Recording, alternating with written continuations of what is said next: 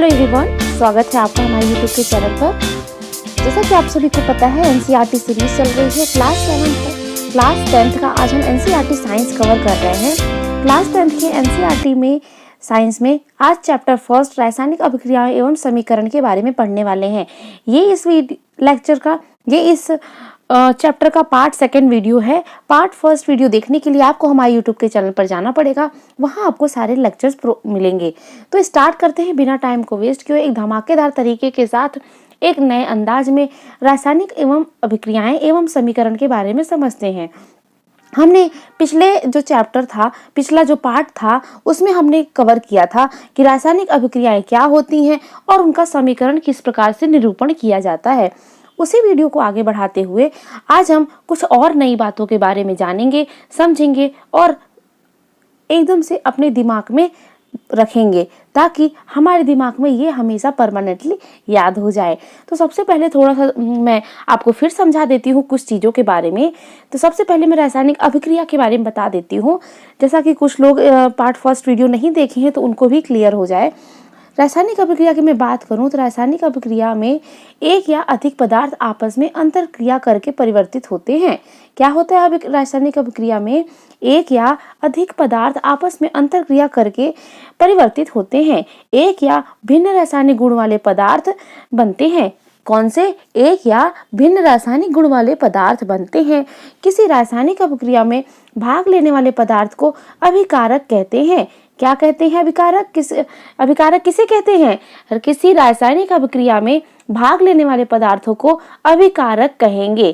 ठीक है, समझ में आ रहा है? किसी रासायनिक अभिक्रिया में भाग लेने वाले पदार्थों को अभिकारक कहेंगे। अभिक्रिया के फलस्वरूप उत्पन्न पदार्थों का उत्पाद प्रोडक्ट्स कहते हैं। अभिक्रिया के फलस्वरूप उत्पन्न पदार्थों को उत्पाद कहते हैं। क्या कहते हैं? अभिक्रिया के फलस्वरूप उत्पन्न पदार्थों को उत्पाद कहते हैं। ठीक है, कंफ्यूजन नहीं होना है, बिल्कुल कंफ्यूज नहीं होना है। जैसा आपकी स्क्रीन पर ये बच्चा कंफ्यूज हो रहा है उस तरह कंफ्यूजन नहीं होना है।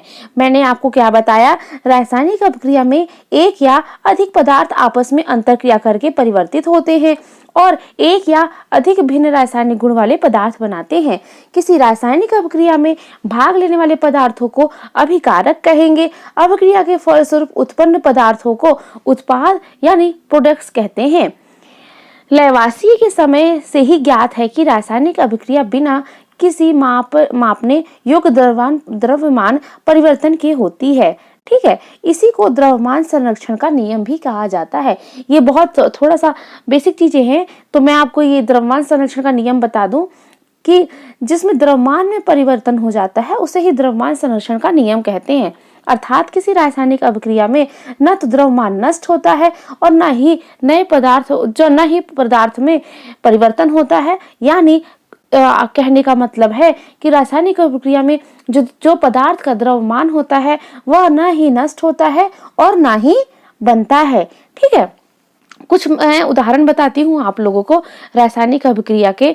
सबसे पहला, आम जीवन में दृष्टिगोचर होने वाली कुछ प्रमुख रासायनिक अभिक्रियाएं देखते हैं क्या क्या है। सबसे पहला तो श्वसन, जो कि आप खुद भी लेते हो। श्वसन हमारे जीवन के लिए बहुत ही इम्पोर्टेंट है। अगर श्वसन क्रिया सही से नहीं हो पाती है तो हमारा जीवन संभव नहीं हो पाएगा। इसलिए जो श्वसन है यह भी रासायनिक अभिक्रिया का ही एक भाग है। दूध से दही बनना, मैंने पिछले वीडियो में आपको बताया था कि दूध से दही बनना रासायनिक परिवर्तन का उदाहरण है। लोहे पर जंग लगना, ठीक है, इसका पूरा कंप्लीट वीडियो में क्लास 7th के एनसीईआरटी साइंस में भी मैंने पढ़ाया है। तो क्लास 7th की एनसीईआरटी जिन्होंने नहीं बेसिक समझना है वो क्लास 7th की एनसीईआरटी भी देख लेंगे। खाना पकना यानी जो हम खाते हैं वह भी रासायनिक अभिक्रिया का उदाहरण है। जल जाना क्या? कोई भी लकड़ी जल जाना, कोई भी वस्तु का जलना। प्रकाश संश्लेषण, तो याद रखिएगा अभिक्रियाओं में प्रकाश संश्लेषण भी आता है। बैटरियों द्वारा विद्युत ऊर्जा का उत्पादन, बैटरियों द्वारा विद्युत ऊर्जा का जो उत्पादन होता है वह भी क्या होगा? रासायनिक अभिक्रिया के उदाहरण के अंतर्गत आएगा कच्चे तेल से प्लास्टिक का निर्माण करना। कच्चे तेल से जब हम प्लास्टिक का निर्माण करते हैं तो वह भी रासायनिक अभिक्रियाओं के अंतर्गत आता है। सिरका बनाना और शराब बनाना और फोटो खींचना। सभी को फोटो खींचना यानी सेल्फी लेना तो बहुत ही पसंद है। तो फोटो खींचना डिजिटल कैमरे से, लेकिन डिजिटल कैमरे वाला नहीं, जो पुराने जमाने में फोटो क्लिक होती थी, पुराने जमाने जो फोटो खींचा करती थी, मैं उस फोटो की बात कर रही हूँ। वह रासायनिक अभिक्रियाओं द्वारा यानी रासायनिक प्रोसेस द्वारा, केमिकल रिएक्शन द्वारा उस फोटो को निकाला जाता था। तो ये सारी चीजें मैंने जो आपको बताई, यह रासायनिक अभिक्रिया के उदाहरण के स्वरूप रहेंगी। तो बिल्कुल कंफ्यूजन नहीं होना है। बढ़ते हैं आगे की तरफ और समझते हैं। रासायनिक समीकरण को संतुलित करना सीखना है।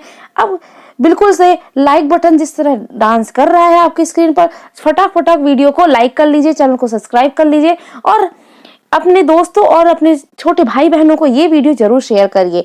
तो रासायनिक समीकरण को संतुलित करना सीखेंगे इस वीडियो में। सबसे पहले संतुलित रासायनिक समीकरण का महत्व समझेंगे। ठीक है, आपको द्रव्यमान के संरक्षण का नियम तो स्मरण ही होगा। मैंने अभी आपको बताया कि जब रासायनिक क्रिया होती है तो ना ही नया पदार्थ बनता है और ना ही द्रव्यमान नष्ट होता है और ना ही बनता है। तो मैंने यह कहलाता है द्रव्यमान के संरक्षण का नियम। ठीक है, आपने 9वीं कक्षा में भी यह पढ़ा है। किसी भी रासायनिक अभिक्रिया में द्रव्यमान का ना तो निर्माण होता है, जैसे मैंने अभी आपको बताया, और ना ही विनाश होता है। अर्थात किसी भी रासायनिक अभिक्रिया के उत्पाद तत्वों का कुल द्रव्यमान अभिकारक तत्वों के कुल द्रव्यमान के बराबर होता है। मैं फिर से एक बार बोलती हूँ, किसी भी रासायनिक अभिक्रिया के उत्पाद तत्वों का कुल द्रव्यमान अभिकारक तत्वों के कुल द्रव्यमान के बराबर होता है। दूसरे शब्दों में, रासायनिक अभिक्रिया के पहले एवं उसके पश्चात प्रत्येक तत्व के परमाणुओं की संख्या समान रहती है। तो नोट कर लीजिए, जब भी मेरी क्लास स्टार्ट हो तो आप सभी को पता होगा कि आप सभी लोगों को नोट बुक और पेन लेकर बैठना है, क्योंकि मैं बहुत सारी ऐसी इंपॉर्टेंट चीजें बताऊंगी जो आपको स्मरण होनी चाहिए।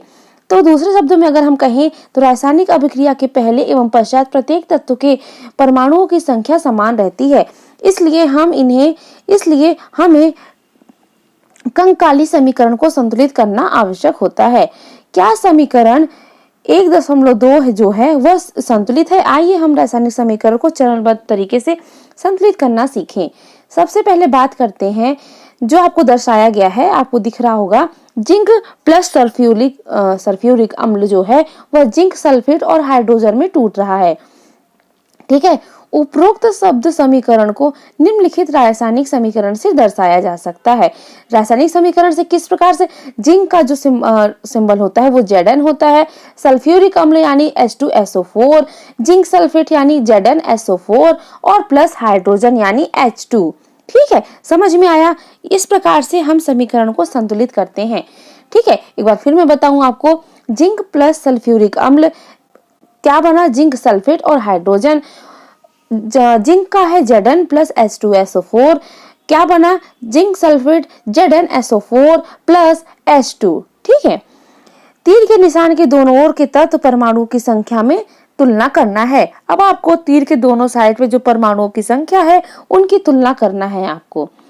तत्व Zn जो है, जिंक है, वह लेफ्ट हैंड साइड पे कितना है? 1 है, और राइट हैंड साइड पे कितना हो गया? 2। जो H है यानी हाइड्रोजन है वह 2 और 2 दोनों साइड पे बराबर है। जो सल्फ्यूरिक अम्ल रहेगा, S रहेगा, वो 1-1 बराबर है, और O यानी ऑक्सीजन वो 4-4 दोनों साइड बराबर है। तीर के निशान के दोनों ओर प्रत्येक तत्व के परमाणु की संख्या समान है, इसलिए यह एक संतुलित रासायनिक समीकरण है। अब हम इन रासायनिक समीकरण को संतुलित करने का प्रयास करते हैं। कैसे? Fe plus H2O Fe3O4 plus H2।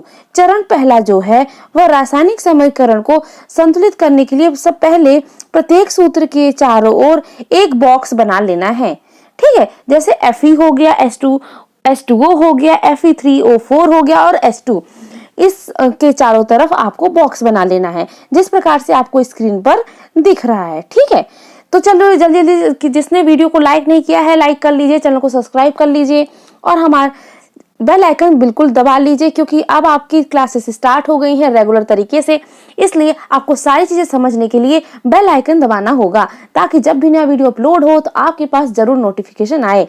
तो आगे बढ़े, सभी लोग लाइक कर लीजिए, कमेंट कर लीजिए। अब चरण 2 की बात करते हैं। चरण 2 में असंतुलित समीकरण उपस्थित तत्वों के परमाणुओं की संख्या सूची बनाना है। अब जो असंतुलित समीकरण है उसमें विभिन्न तत्वों के परमाणुओं की संख्या की सूची बनाना है।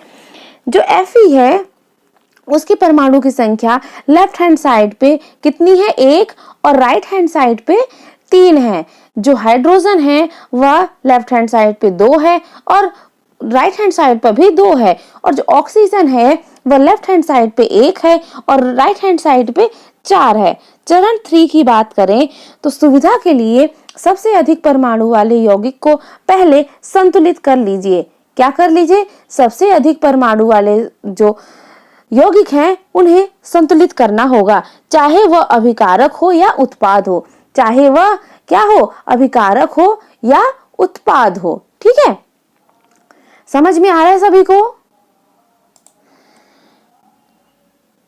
इस आधार पर हम Fe3O4 उसके ऑक्सीजन तत्व को चुनते हैं। इस प्रकार हम क्या करते हैं, Fe3O4 ऑक्सीजन तत्व को चुनते हैं। दाईं ओर ऑक्सीजन के 4 परमाणु हैं, जबकि बाईं ओर केवल 1 है। दाईं ओर ऑक्सीजन के कितने हैं, जल्दी बताइए मुझे। दाईं ओर ऑक्सीजन के 4 परमाणु हैं, जबकि बाईं ओर केवल 1 है। ठीक है, समझ में आ रहा है सभी को?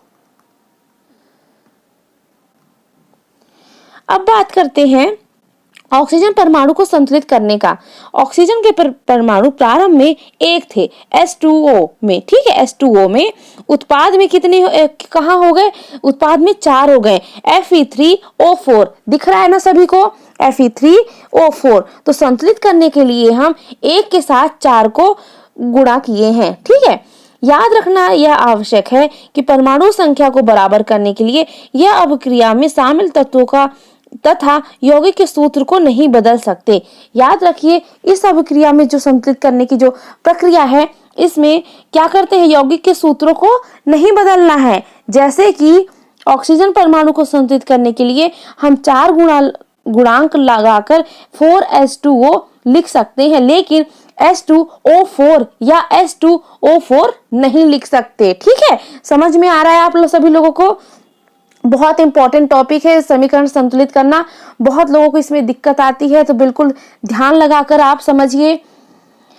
नहीं, आंशिक रूप से संतुलित समीकरण अब इस प्रकार होगा। अब संतुलित समीकरण आपकी स्क्रीन पर है, देखिए किस प्रकार से लिखा गया है, जल्दी से देखिए।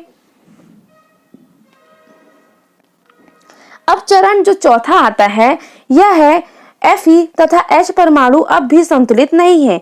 इनमें किसी एक तत्व को चुनकर आगे बढ़ते हैं। अब हम आंशिक रूप से संतुलित समीकरण में हाइड्रोजन परमाणु को संतुलित करते हैं। हाइड्रोजन परमाणु को बराबर करने के लिए दाईं ओर हाइड्रोजन अणु की संख्या को 4 कर देते हैं। क्या करते हैं, दाईं ओर हाइड्रोजन अणु की संख्या को 4 कर देते हैं। हाइड्रोजन के परमाणु अब अभिकारक और उत्पाद में देखेंगे। प्रारंभ में कितने थे, 8 ब्रैकेट में 4 H2O में। ठीक है, लेकिन उत्पाद में कितने हो गए, 2 H2 में।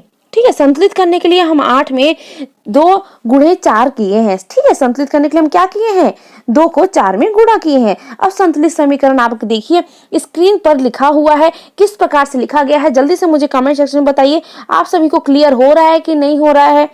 अब चरण 5 देखते हैं। ऊपर दिए गए समीकरण की जांच करना है। ठीक है, चरण 4 में जो समीकरण दिया है उसकी हमें जांच करना है तथा तीसरा तत्व चुन लेना है जो अब तक असंतुलित है। अब पाएंगे कि केवल लोहा ही एक तत्व है, यानी Fe, जिसे संतुलित करना शेष है। Fe को जब संतुलित करते हैं तो प्रारंभ में वह अभिकारक के रूप में एक Fe में था। ठीक है, एक ही था। उत्पाद में कितना हो गया, 3Fe3O4 में। यानी संतुलन करने के लिए हमने क्या किया, एक Fe को 3 में गुणा किया है। ठीक है, तब वो जाके संतुलित हुआ है। तो Fe को संतुलित करने के लिए बाईं ओर हम Fe के 3 परमाणु लेते हैं। ठीक है, यहाँ पे जो 3 संख्या लिखी गई है वो परमाणुओं को दर्शा रही है। तो आपको समझ में आया समीकरण किस प्रकार से संतुलित करते हैं। तो जल्दी से वीडियो को लाइक कर लीजिए। बिल्कुल आपकी स्क्रीन पर जैसे लड़की को समझ में आ गया, वो हैप्पी हो रही है, आप भी हैप्पी हो जाइए। समीकरण को संतुलित करना आपको प्रैक्टिस करना पड़ेगा, इसकी बार बार बहुत सारी प्रैक्टिस करिएगा। अगर कोई डाउट लगता है तो मुझे आप कमेंट सेक्शन में जरूर बताइएगा, मैं आपको फिर से आपके डाउट क्लियर कराऊंगी। अब बात करते हैं चरण 6 की। स्टेप 6 में क्या आता है, अंत में इस संतुलित समीकरण की जांच के लिए हम समीकरण के दोनों ओर के तत्व परमाणु संख्या का परिकलन करते हैं। परिकलन करने के बाद हमने देखा कि दोनों ओर के तत्व के परमाणु की संख्या बराबर है, अतः यह समीकरण अब कैसा है, संतुलित कहलाएगा। रासायनिक समीकरण को संतुलित करने की इस विधि को हिट एंड ट्रायल विधि कहते हैं। इस विधि को क्या कहते हैं, हिट एंड ट्रायल विधि कहते हैं, क्योंकि सबसे छोटी पूर्णांक संख्या का गुणांक का उपयोग करके समीकरण को संतुलित किया गया है। बात करते हैं अब चरण 7 की, भौतिक अवस्थाओं के संकेत लिखना। ऊपर लिखे हुए संतुलित समीकरण की सावधानी से जांच करना है। क्या इस समीकरण में हमने अभिकारकों तथा उत्पादों का भौतिक अवस्था के बारे में ज्ञान होता है। इस समीकरण में उनकी भौतिक अवस्थाओं में की कोई जानकारी नहीं है। रासायनिक समीकरण को अधिक सूचनापूर्ण बनाने के लिए अभिकारकों तथा उत्पादों को रासायनिक सूत्र के साथ उनकी भौतिक अवस्था को भी दर्शाया जाता है। ठीक है, अभिकारकों तथा उत्पाद में गैस, द्रव, जलीय तथा ठोस अवस्था को क्रमशः G, I, AQ तथा S से दर्शाया जाता है। ठीक है, गैस को G से, द्रव को लिक्विड से, या शायद यहाँ पे L लिखा है। ठीक है, जलीय को AQ से और ठोस को सॉलिड से दर्शाया गया है, सॉलिड के S सिंबल से दर्शाया गया है। अभिकारक या उत्पाद में जब जल के घोल के रूप में उपस्थित होते हैं तो हम इसे क्या लिखते हैं, AQ से लिखते हैं। अब संतुलित समीकरण में आप देखिए, जो 4H2 है वह गैस के रूप में है तो उसके आगे G लिखा है। जो Fe है यानी लोहा वह सॉलिड है तो S लिखा गया है। H2O क्या है, गैस है तो वह G लिखा गया है। तो समझ में आई बात किस प्रकार से आपको चिन्हों का उपयोग करना है। यह दर्शाता है कि इस अभिक्रिया में जल का उपयोग भाप के रूप में किया गया है। प्रायः हम रासायनिक समीकरण में भौतिक अवस्था को शामिल नहीं करते हैं जब तक कि वह आवश्यक ना हो। ठीक है, कभी कभी अभिक्रिया की परिस्थितियां जैसे कि ताप, दाब, उत्प्रेरक आदि को भी तीर के निशान से ऊपर या नीचे दर्शाया जाता है। जैसे CO गैस लिखा है, 2H2 गैस, CHOH क्या हुआ, यह लिक्विड बना। इसी प्रकार 6CO2 ये AQ बना, क्या बना यह AQ। 12H2OI मतलब यह लिक्विड है, L है। सूर्य का प्रकाश, यह प्रकाश संश्लेषण में जो आपको समीकरण दर्शाया जाता है, ये वही समीकरण। प्रकाश, सूर्य का प्रकाश और क्लोरोफिल, फिर हमें बनता है ग्लूकोज जिसका सिंबल है C6H12O6, फिर 6O2, 6H2O लिक्विड बनता है। इस प्रकार आप पुस्तक में दिए गए समीकरण को संतुलित कर सकते हैं। तो बताइए कैसा लगा आपको वीडियो। मैं कुछ चीजों के बारे में आपको थोड़ी सी और बताऊंगी कि अभिक्रिया की पहचानने के तरीके होते हैं वो कैसे करेंगे। सबसे पहला अभिक्रिया को जो पहचानने का तरीका होता है वह अवस्था में परिवर्तन होता है। अवस्था में परिवर्तन, रंग में परिवर्तन, तापमान में परिवर्तन और गैसों का उत्सर्जन। अवस्था में परिवर्तन की बात करूं, रासायनिक अभिक्रिया में अवस्था में परिवर्तन होता है। जैसे हमने पढ़ा था, मैग्नीशियम के फीते को ऑक्सीजन की उपस्थिति में जलाने पर वह क्या होता है, चूर्ण में बदल जाता है। फिर रंग में परिवर्तन की बात करें तो कॉपर सल्फेट का जो विलयन था, रंग जो नीला होता है, परंतु लोहे की कील डालने के बाद वह हरा हो जाता है। तो ये क्या हुआ, रंग में परिवर्तन। और तापमान के परिवर्तन की बात करूं तो तापमान में परिवर्तन में तनु सल्फ्यूरिक अम्ल में दानेदार जिंक डालने पर यह अभिक्रिया में तापमान में परिवर्तन हो जाता है, पात्र गर्म हो जाता है। गैसों के उत्सर्जन की बात करें तो गैसों के उत्सर्जन का कब होता है, जब तनु सल्फ्यूरिक अम्ल में दानेदार जिंक डालते हैं तो हाइड्रोजन गैस बाहर निकलती है। तो ये थे आपके रासायनिक अभिक्रिया को पहचानने के तरीके। तो बताइए रासायनिक अभिक्रिया आपको समझ में आई कि नहीं समझ में आई? रासायनिक अभिक्रिया फिर से थोड़ा सा आपको परिभाषा में समझा देती हूँ। ऐसे परिवर्तन जिनमें नए गुण वाले पदार्थों का निर्माण होता है उसे रासायनिक अभिक्रिया कहते हैं, अथवा रसायनों से संबंधित अभिक्रिया को हम क्या कहेंगे? रासायनिक अभिक्रिया कहेंगे। तो मैंने देखिए आपको दो परिभाषाएं बता दी हैं, जो आपको सरल लगे वो आप उसको लिखिएगा। ऐसे पदार्थ जो रासायनिक अभिक्रिया में हिस्सा लेते हैं उन्हें अभिकारक, और जो हमें जिनका निर्माण होता है उन्हें हम क्या कहते हैं? उत्पाद कहते हैं। उदाहरण मैंने आपको बता ही दिए, ठीक है।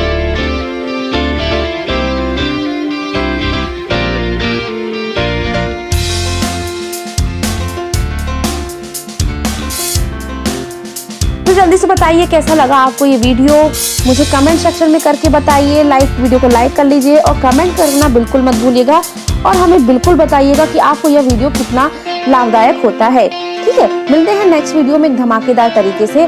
तब तक के लिए खुश रहिए, पढ़ते रहिए, मुस्कुराते रहिए और रिवीजन जरूर करिएगा, ठीक है। क्या करना है आपको? रिवीजन जरूर करना है। इस चैप्टर का पार्ट फर्स्ट वीडियो देखिएगा, देन पार्ट सेकंड देखिएगा और पूरा वीडियो फिर आप रिवीजन करिएगा। उसके बाद आप अपने क्लास की 10th क्लास की एनसीईआरटी साइंस में चैप्टर फर्स्ट की रीडिंग कर लीजिएगा। तब आपको सारी चीजें क्लियर हो जाएंगी, और जो केमिकल समीकरण यानी केमिकल इक्वेशन है, जो रासायनिक समीकरण है, उनको संतुलित करना है। एक बार आप प्रैक्टिस जरूर करिएगा ताकि आपको सारी चीजें क्लियर हो जाएं। तो मिलते हैं नेक्स्ट वीडियो में एक नए टॉपिक के साथ, एक धमाकेदार तरीके से। तब तक के लिए खुश रहिए, पढ़ते रहिए, मुस्कुराते रहिए। Thank you, have a good day.